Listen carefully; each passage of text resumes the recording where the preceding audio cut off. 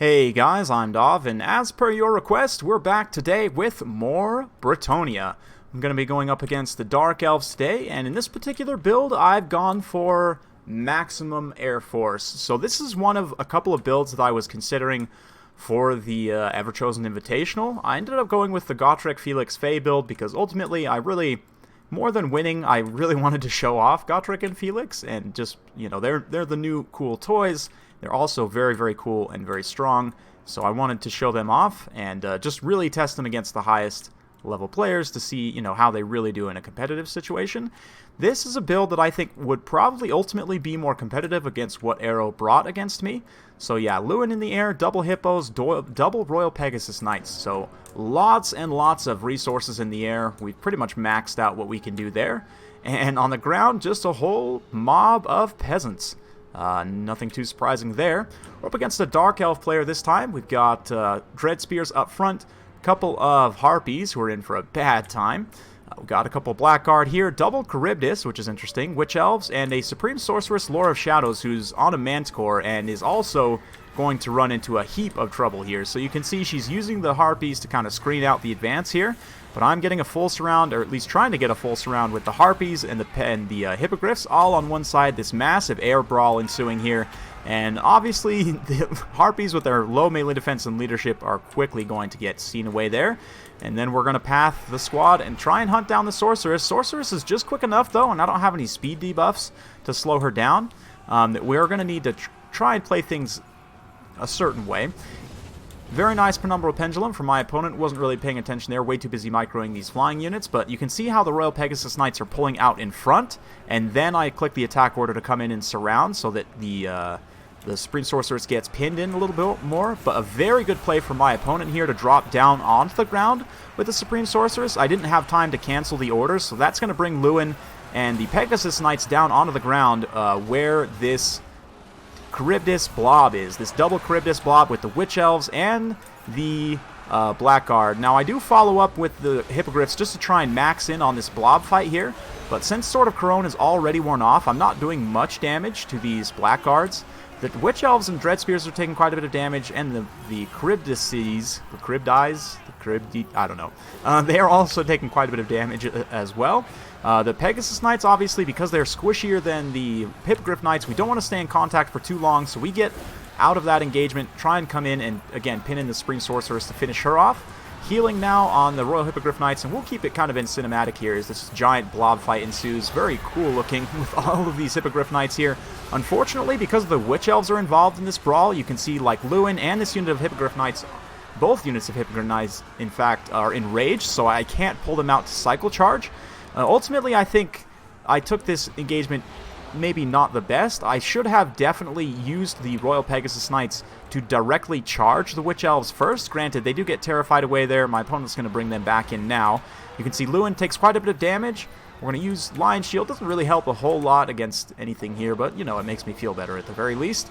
And, yeah, you can see with that charge, the Pegasus Knights, because the Charybdis doesn't have a whole lot of armor, that high charge bonus, high weapon damage from the Pegasus Knights, able to come in here and just do a ton of damage to the Charybdis. And because it's not a Hydra, it doesn't have any way of regenerating any of this damage, so it is going to run into leadership issues very quickly. That being said, I have basically lost most of a couple of units of Hippogriff Knights, even though, with even just a few models in the late game, because my Damsel Lore of Life is still alive here, we can continue to heal them into the late game as well. These Dark Riders have done a good job kind of mixing it up with these routing units here. They also got a bunch of free damage on the Damsel with their missile attacks when I wasn't paying attention, but you can see here the one Charybdis is broken, so we're going to chase it off with these Royal Hippogriff Knights here. The Pegasus Knights just kind of forming up again, trying to figure out a way to break this Death Star. We just about finished off the second Charybdis here. And Charybdis is actually, again, because of the low armor and low melee defense, trade horribly inefficiently with, like, these Peasant Spears, for example. But here comes another Alpha Strike.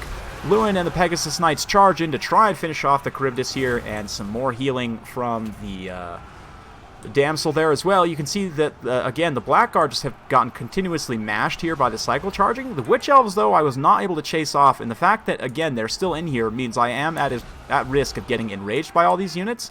But here we managed to catch the Dark Riders underneath the Royal Hippogriff Knights, the two units that are remaining, along with the Damsel there, just pinning them in place and deleting them very quickly. That's the nice thing. Even with 2 tattered units of Royal Hippogriff Knights, you can still alpha strike certain units so heavily that they just disappear in a matter of seconds. Here, again, I'm going to use the Damsel in a little bit of a risky play to try and keep the Supreme Sorceress here in where she can get beat up by the Hippogriff Knights. But, yeah, that last charge on the Charybdis doesn't quite pay off. We ended up taking quite a bit of damage on those Pegasus Knights there. These Pegasus Knights still trying to extricate themselves, it looks like, from the ground, with one getting caught up there, but balance power still pretty even, honestly. If we can finish off the Supreme Sorceress, we'll probably be able to get some good terror routes going. The Charybdis doesn't have the greatest leadership either, so I'm really hoping that I can just beat it purely in terms of leadership here. If we take an overarching look, peasants are rallying back to the king's cause here. Speaking of the king, he is going to get a bit pinned in by the Supreme Sorceress and the Charybdis here, but the Pegasus Knights and the Hippogriff Knights are coming to the rescue here. Blackguard are trying to blob in to help, but again, halberds are kind of limited in that they are still just slow infantry at the end of the day, so they can be outmaneuvered by these fast-moving, heavy flying units.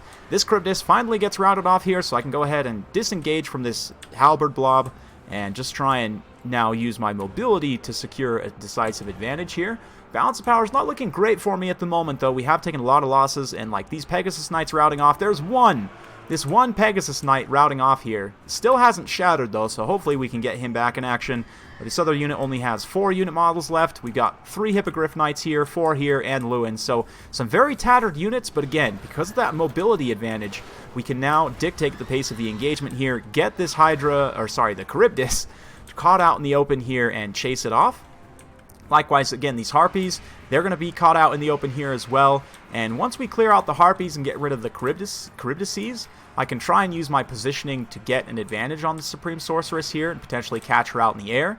It is going to be a bit tricky, though, for my opponent. He definitely wants to try and stay around these halberds as much as possible, and I am sort of just feeding peasants to him right now, which is sort of working to his advantage, but you can see here we gather everyone up for a big heal. Unfortunately, it does catch Lewin, which is a bit unfortunate because it didn't get those Hippogriff Knights instead. But again, those Earthbloods are going to be able to sustain these guys through the late game here. And again, just catching this Dread Spear out in the open should be enough to get it gone. Yep, looks like they immediately just got terrified away there. So you can see now most of my peasants are broken. My opponent is now chasing them with the Harpies here and the Supreme Sorceress. He needs to be careful, though. If he chases these peasants too far away, he's not going to have any ground targets to land on, and that means that I'll very likely be able to isolate him with my air units. Since I have multiple air units, we can kind of fan out in like a big, almost semicircle and just sort of move towards him where in any direction that he moves, he'll end up being caught. So just through positioning here, we're going to try and make that happen. It is going to be tough, though, especially to take out these pretty healthy Blackguard here. The one unit especially that's almost completely healthy. It's going to be a tough time, so let's fast forward a little bit as I make my move here. You can see the flying units spreading out. And again, if we have a look at the Supreme Sorceress here, she does have these 2 Harpies, but I mean, we've got Hippogriffs here, Lewin, Hippogriffs, Pegasus Knights securing this flank over here. So regardless of where she goes, she's going to get caught by these flying units here. And just because of my mobility and numbers advantage here, and through good positioning, I'm able to catch her. You can see she's going to try and screen herself out with those Harpies, but we do manage to get a catch with the Hippogriff Knights. Lewin comes in with a giant Sword of Corone, and she is going to get knocked out of the sky. Sad day for the Supreme Sorceress. Definitely a risky pick to take her up in the air in this matchup with Bretonnia's current air power level, but yeah. Of course, this loss of leadership is going to move us significantly closer to army losses, and this is exactly why I wanted to do this. Honestly, these halberds could probably grind me out through a late game here, but I can win purely through army losses if they're the only ones left on the battlefield, so we're going to continue to fast forward a little bit here as we start to come in. You can see Lewin gets a side charge on this tattered unit of Blackguard. I want to try and get rid of this unit since it's very tattered, and then the next phase to kind of finish things off here is to then get rid of the Dread Spears and just leave this one healthy Blackguard alone, basically. Just ignore them and beat them with army losses, as I mentioned. So a quick Alpha Strike, and then we pull away through the peasants here. The tattered remaining Bretonian Air Force going to get back up into the air. And we'll see.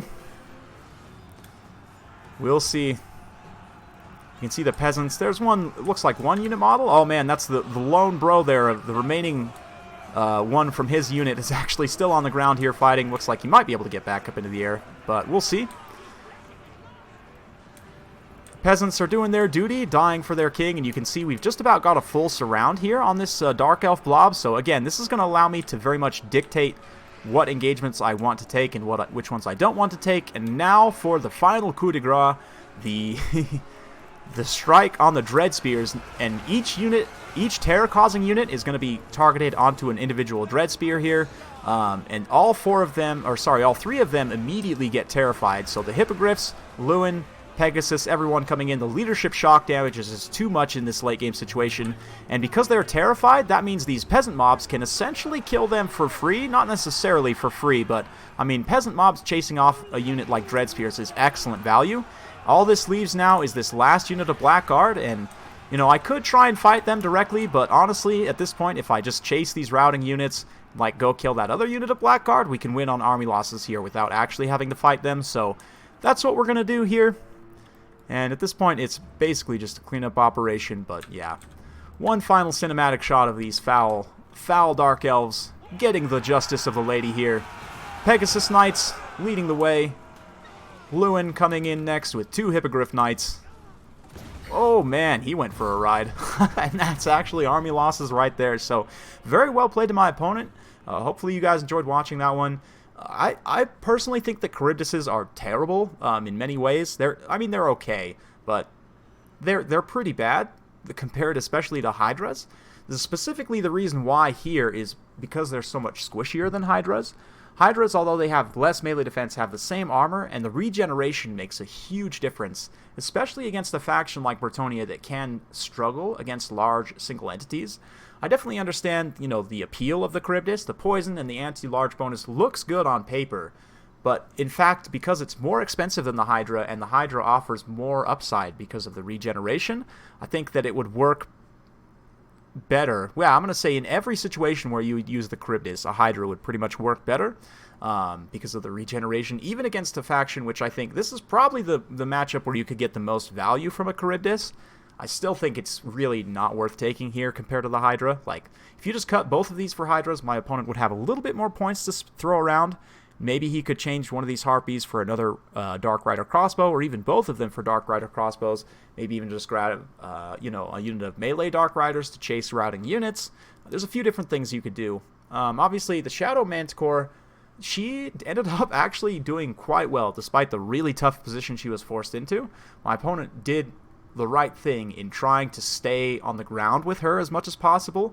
It's just in that late game situation there, obviously, where all the peasants were running away, you know, she doesn't really have any targets to land on near her halberds, which ended up being a problem. So, I mean, obviously, Malekith can be quite good here, although, again, he'd be very risky against this Air Force. Maybe safer to go with even like a Marathi on foot, because Marathi on foot has charge defense, anti-large, pretty good melee defense, and self-healing. And she's a small enough target that like a massive alpha strike of Hippogriffs probably will have a hard time making direct contact with her. I think that could be a good go-to option here. I don't know. I think I'll need to explore this matchup a little bit more. But as for this build, I definitely want to try out this ultra-heavy Air Force a bit more. You can see the Royal Pegasus Knights, they both started with 1 XP Chevron, able to gain 2 more throughout the course of the battle. Hippogriff Knights getting some Chevron action as well, so definitely worked well here. I do think this could work well in a number of other matchups as well. But yeah, this is, I mean, I'd have to maybe test this against the Vampire Counts, but I think that this is, especially with the unit caps now limiting you to 5 flyers per army, I think this is the most powerful Air Force possible to take in the game. You guys let me know if you disagree with that, but just thinking through other factions, like, yes, Vampire Counts Air Force is okay, but especially with the limits to monsters, like, you can only really take, like, 2 Terrorgeist and a Zombie Dragon, ideally, in the air, and then maybe some Bats or Vargeist. But, I mean, I think you're just going to get out-resourced in the air, right? Like, because King Lewin, the double Hippogriffs, and the double Pegasus, again, just so much stopping power, especially with Sword of Corone in the mix as well. But, yeah, well played to my opponent there. It was definitely an excellent game. Hopefully you guys enjoyed watching that one. If you do like this sort of content, be sure to like, subscribe, hit that bell notification button, so every time I upload a new video, you'll be notified. Thanks again for watching, and we'll see you next time.